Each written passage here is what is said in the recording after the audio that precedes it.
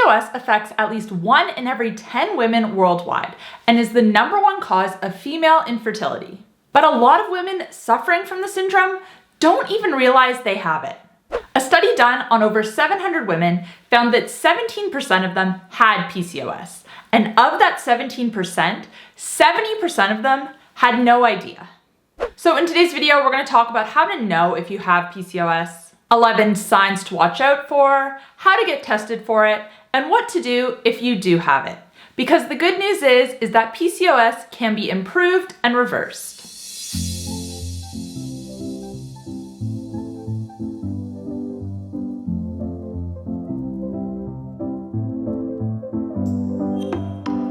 Hey guys, welcome back to my channel. If you're new here, my name's Kate. I'm a certified health and nutrition coach. I post videos twice a week here on YouTube talking all things insulin resistance, sleep, weight loss, and more. So if you're ready to take control of your metabolic health, make sure to click that subscribe button. And you can also find me on TikTok and Instagram where I share new posts every single day. PCOS is short for polycystic ovarian syndrome. Women with PCOS have a hard time getting pregnant. They find it difficult to lose weight, and they are at an increased risk of type 2 diabetes and endometrial cancer. While PCOS is becoming more and more common, it's not normal, and it's not something that you have to just live with. Now, before we get into the 11 common signs to watch out for, I just quickly want to give a shout out to 𝘾𝙊𝘼𝘾𝙃 Health. Their natural supplement, Get So Synced, has been specifically formulated to support hormone health and ovarian function, to regulate menstrual cycles, and reduce PCOS symptoms.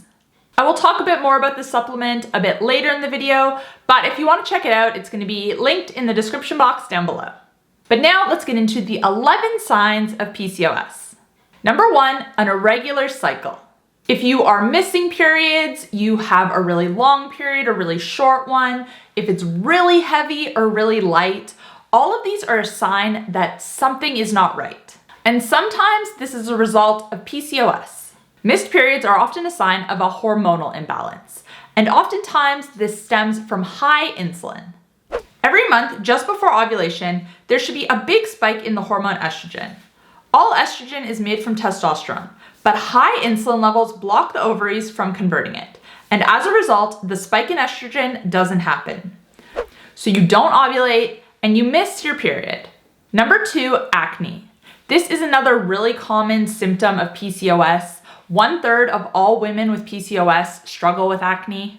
Again, this comes back to a hormonal imbalance. It's usually caused from testosterone being too high.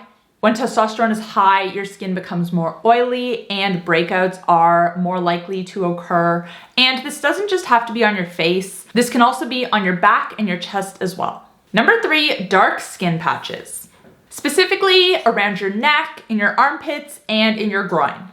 Now, as we mentioned earlier, when the hormone insulin is high, this can cause us to miss our period. But high insulin also comes with other side effects as well, and these dark skin patches are another example. Number 4, atypical body hair. This is another really common side effect of PCOS. 70% of women with the syndrome suffer from excess body hair. This can be on their face, on their stomach, on their back. Places that women don't typically grow a lot of body hair. And again, this comes from the high levels of testosterone. Number 5, difficulty losing weight. Now, I will say that you don't have to be overweight to have PCOS, but it is estimated that between 40 to 80% of women with PCOS are overweight or obese.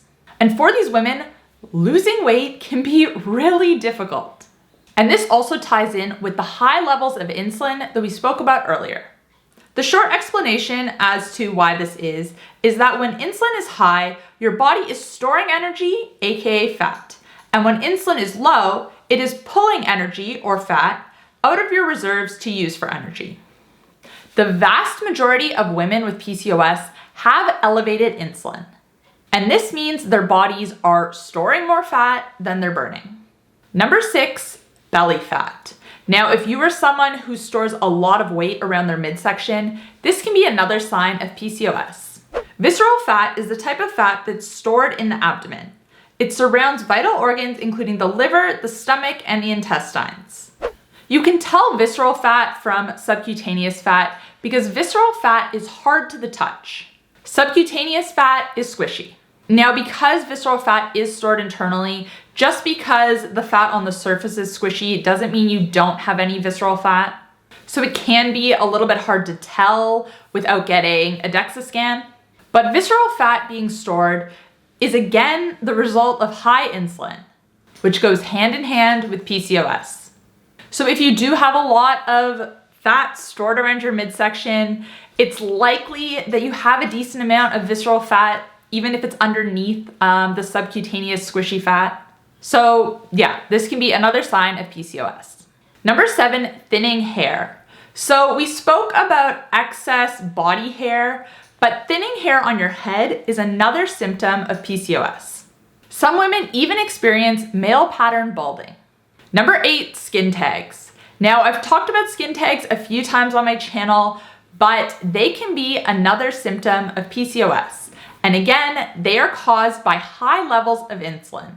These can be found anywhere on your body, but they're commonly found around the neck, in the armpits, on the groin, the same areas that the dark skin patches we spoke about earlier sometimes occur.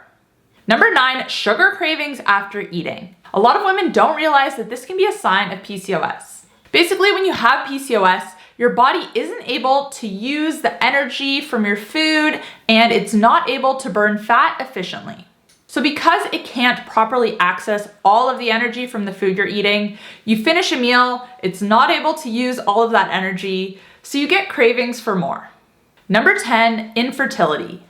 As I mentioned at the start of this video, PCOS is the #1 cause of female infertility. So if you have been trying to get pregnant with no success, PCOS could be the reason why. Number 11, low libido. Women with PCOS often find that they have a low sex drive. This is again due to hormones being out of balance and testosterone being too high. And those are the 11 signs and symptoms of PCOS. But what do you need to do to get officially diagnosed with this syndrome? A diagnosis is made when women have 2 out of the 3 main symptoms: an irregular period, high testosterone, and/or cysts on the ovaries. So to be officially diagnosed, you will have to track your menstrual cycle and determine if it's regular or irregular.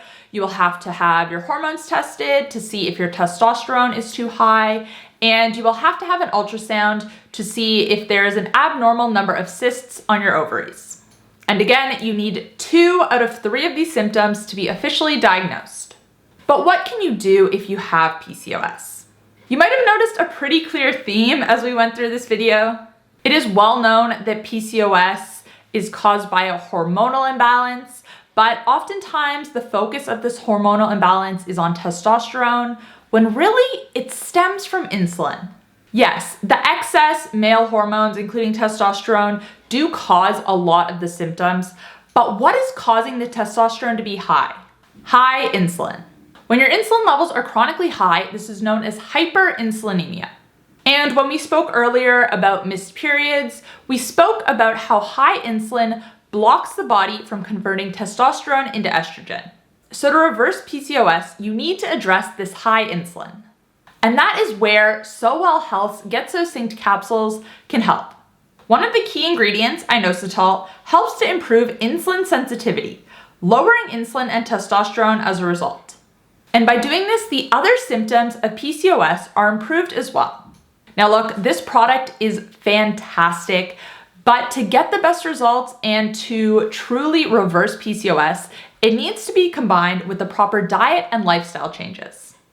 Now, I have several videos on my channel, I'm gonna link one above, about reversing insulin resistance, and the steps I outline in this video will help to improve PCOS as well. But if you want me to make a specific video on what you can do to improve and reverse PCOS, let me know in the comment section down below. Anyways, guys, that's all I have for you today.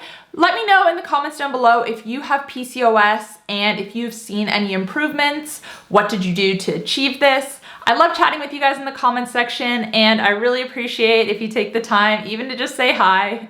And if you know someone with PCOS who might find this video helpful, feel free to share it with them. That's another really great way to support my channel.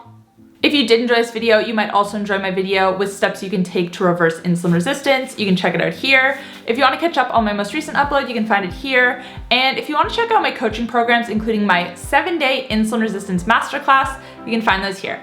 Thanks guys, I'll see you next time. Bye.